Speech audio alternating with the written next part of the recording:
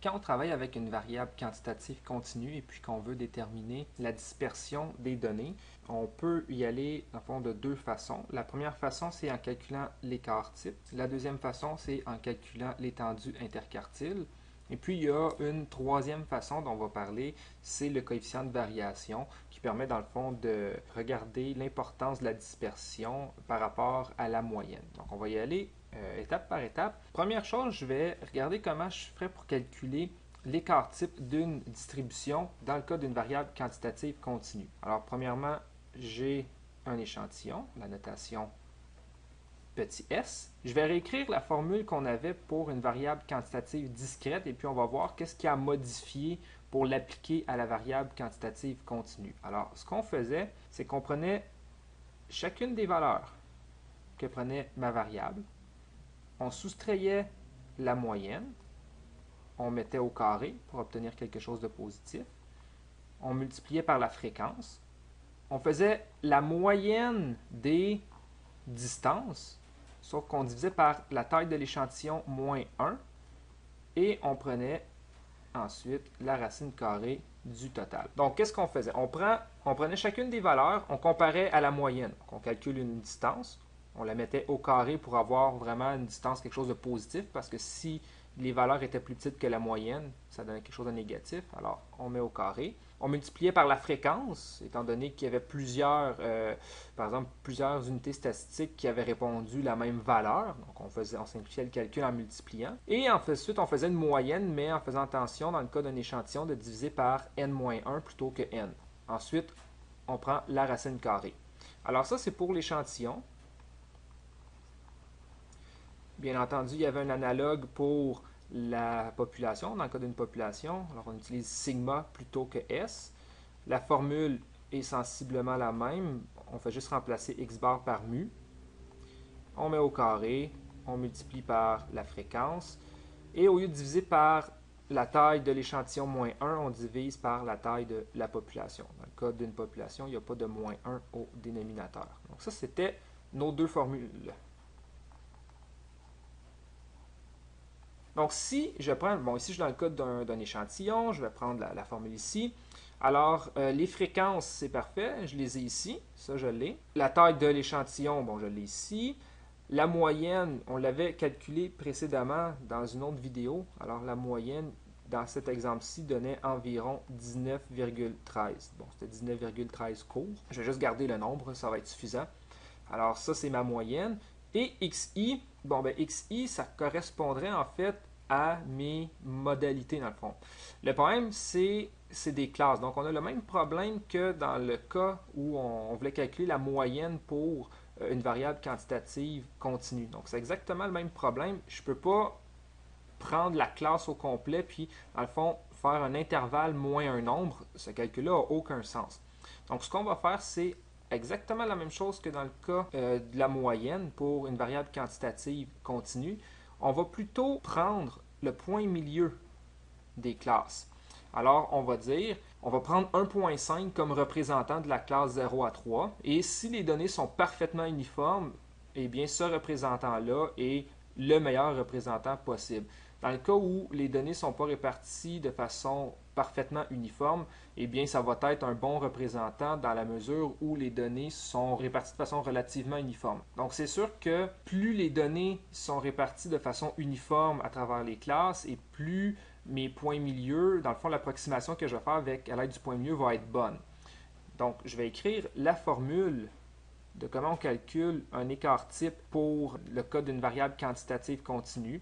En fait, tout simplement, point milieu moins la moyenne, au carré, on multiplie par la fréquence, on divise par n-1, et on prend la racine carrée. Alors, encore une fois, ici, c'est un environ qu'on met, étant donné qu'on prend les points milieux et bien entendu, les 10 étudiants qui ont répondu entre 0 et 3, les 10 étudiants n'ont pas répondu exactement 1.5. Donc, c'est pour ça qu'on met une approximation. Donc, si on faisait, encore, bien entendu, ça, c'est un calcul qu'on va effectuer avec une calculatrice ou avec un logiciel parce que c'est assez complexe à calculer à la main.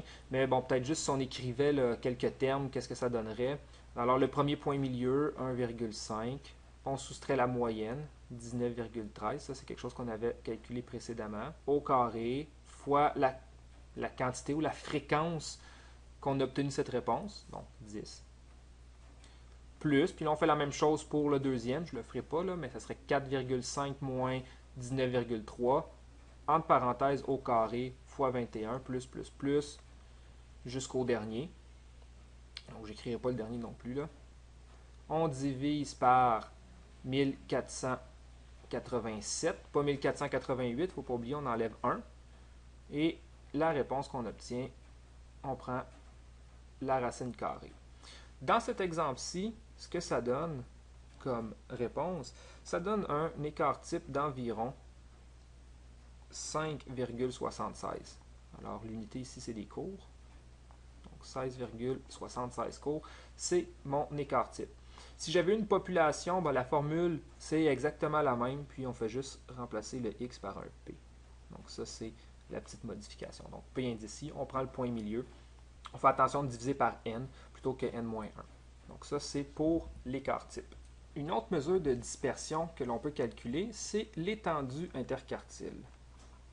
L'étendue interquartile. Donc, en fait, je rappelle c'est quoi? Tout simplement le quartile numéro 3 moins le quartile numéro 1. Fait qu'en fait, on calcule l'étendue des données qui sont au centre de la distribution, le 50% qui se retrouve entre le quartile numéro 3 et le quartile numéro 1. Alors, pour y arriver, il faut calculer le quartile numéro 3 et le quartile numéro 1. Je fais un petit rappel. Le quartile numéro 3, de la manière qu'on le calcule dans le cas d'une variable quantitative continue, on utilise la formule des percentiles, donc centile 75. On va chercher le 75% où il est atteint, alors il est dépassé ici. On va chercher la borne inférieure de la classe, 21. On va ajouter 75, étant donné que c'est le 75e centile que je veux, moins le pourcentage cumulé de la classe d'avant, 66,4. On divise par le pourcentage des données qui se retrouvent dans la classe où devrait se retrouver mon 75e centile, alors 17,94. Et on multiplie par la largeur de la classe, alors de 21 à 24, on a une largeur de 3, ce qui nous donne environ, comme quartile numéro 3, 22,44 cours. Bon, même chose pour le quartile numéro 1, on procède avec le centile 25. Et une fois qu'on effectue les calculs similaires, attendez, ici j'ai marqué, c'est 21. Voilà. Alors, bon, pour le quartile numéro 1, c'était environ égal à 16,02 cours. Et maintenant, si je veux calculer l'étendue interquartile, eh bien, je fais tout simplement, je vais l'écrire ici, étendue interquartile, Q3 moins Q1, donc 22,44, auquel je soustrais 16,02, ce qui donne comme étendue interquartile 6,42 cours. Finalement, la dernière mesure de dispersion qu'on peut calculer, c'est le coefficient de variation. Alors, je vais écrire ici coefficient de variation. Alors, le coefficient de variation, qu'est-ce que c'est? En fait, c'est une mesure qui permet de calculer l'importance de la dispersion par rapport à la moyenne. Peut-être mettre une petite note ici, là, importance de la dispersion. Dispersion par rapport à la moyenne. Donc, pour calculer, je rappelle la formule, c'est l'écart type sur la moyenne. Ça, c'est le cas d'un échantillon, ou bien dans le cas d'une population, sigma sur mu. Alors, les deux façons de calculer le coefficient de variation. Alors, nous, on est dans le cas d'un échantillon. On va effectuer le calcul. Mais juste avant, il faut se demander quel type d'échelle on a ici. Parce que, un petit rappel, le coefficient de variation, c'est seulement avec des échelles de rapport. Donc, seulement avec une échelle de rapport. Si on est dans le cas d'une échelle d'intervalle, on ne peut pas l'utiliser. Alors, la question qu'on se pose, c'est est-ce que le 0 est un 0 absolu? Donc, si dans le cas qui nous intéresse ici, un étudiant répond « J'ai travaillé 0 heure de travail à la maison par semaine ». Donc, est-ce que le 0 représente une absence? Oui. Dans ce cas-ci, c'est vraiment une absence. L'étudiant a effectué aucune heure, c'est une absence d'heure. C'est un 0 absolu et c'est une échelle de rapport. On pourrait dire, par exemple, un étudiant, donc pour faire un rapport, là, un étudiant qui travaille en moyenne 10 heures par semaine, comparativement à un étudiant qui en travaille 30 heures par semaine, l'étudiant qui travaille 30 heures par semaine par rapport à l'étudiant qui en travaille 10, 30 divisé par 10, 3. On pourrait dire que l'étudiant travaille 3 fois plus, pas nécessairement 3 fois plus fort, mais il travaille au moins 3 fois plus en termes de temps. Alors oui, l'interprétation est juste. C'est vraiment une échelle de rapport. Alors dans l'exemple qu'on a ici, on peut calculer notre coefficient de variation. Alors on va calculer. Alors je rappelle, l'écart type qu'on venait de calculer donnait 5,76 et la moyenne 19,13.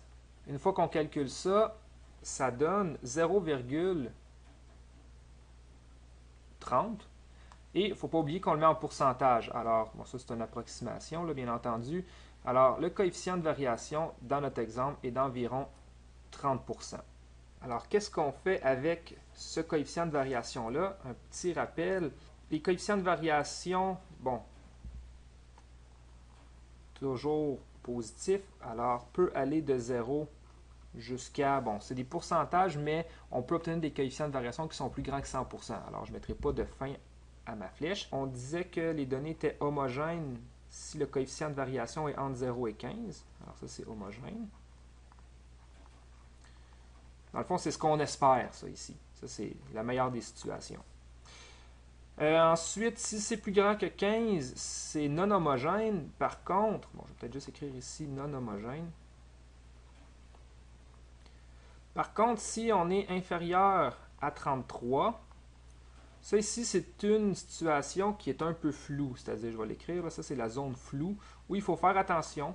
Donc, quand les données sont homogènes, on va garder la moyenne comme mesure de tendance centrale. Ici, dans la zone floue, entre 15 et 33, des fois, on va garder la moyenne, des fois, on va garder la médiane. Alors là, c'est vraiment, il faut faire une étude plus poussée. Entre autres, on pourrait regarder la symétrie de la distribution. Ça, c'est un indice là, qui pourrait nous aider à déterminer laquelle des mesures de tendance centrale je garde.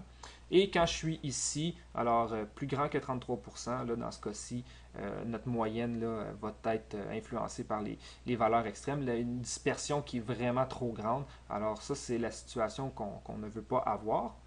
Nous, on est à 30%. Alors, on est proche de sortir de la zone de flou, mais on est encore dedans. Alors, juste avec le coefficient de variation, ici, on ne peut pas conclure laquelle des mesures de tendance centrale je vais garder, à savoir est-ce que je garde la moyenne ou la médiane. Pour le moment, on va juste se contenter de dire que nos données sont non homogènes et il faudrait faire une analyse un petit peu plus poussée pour déterminer qu'est-ce qu'on fait avec notre mesure de tendance centrale.